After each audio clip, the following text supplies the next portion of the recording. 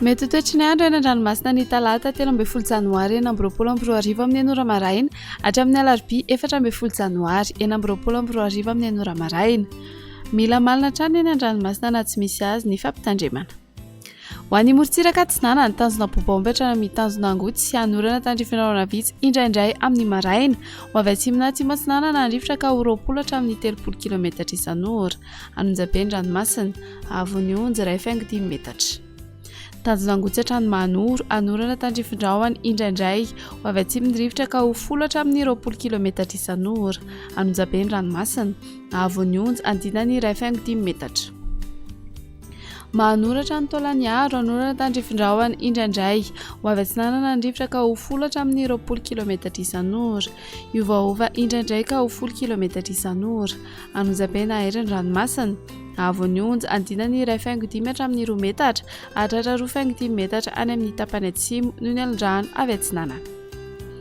Taolaniaro hatrany amin'ny tanjona vohimena omena amin'ny ankapobeny ho avy atsinana na andrivotra ka ho 30 hatramin'ny 5.70 km isan'ora. Ahery ny ranomasina Havon'ny Onjy 2.5 hatramin'ny 3 metatra isan'andrano avy atsinana. Ho an'ny morontsiraka andrefana tanjona vohimena hatrany amin'ny tanjona ankapo hanorana tandrifin-drahona any amin'ny tapany avaratra ny alina ho avy atsinana na andrivotra ny maraina ka ho 10 hatramin'ny 20 km isan'ora. Hahatratra 30 hatramin'ny 40 km isan'ora ny any amin'ny tapany atsimo ho avy andrefana kosa amin'ny tapany avaratra ny atoandro ka ho 10 hatramin'ny 20 km isan'ora. Anonjabe na hery ny ranomasina Havon'ny Onjy 1.5 hatramin'ny 2 metatra hatratra 2.5 metatra manakaiky ny tendrony atsimo noho ny alin-drano avy atsinana. Tanjona ankapo hatrany amin'ny tanjona filanandro hanorana tandrifin-drahona ny maraina ho avy avaratra andrivotra ka ho 20 hatramin'ny 30 km isan'ora. Ho avy andrefana kosa ny tolakandro ka ho 10 hatramin'ny 20 km isan'ora. Adiny mpanonja ranomasina Havon'ny Onjy 8.5 hatramin'ny 1 metatra. Tanjona vilanandro hatrany Analalava hanorana tandrifin-drahona ny maraina ho avy atsinana na rivotra ny maraina ka ho 10 hatramin'ny 20 km isan'ora.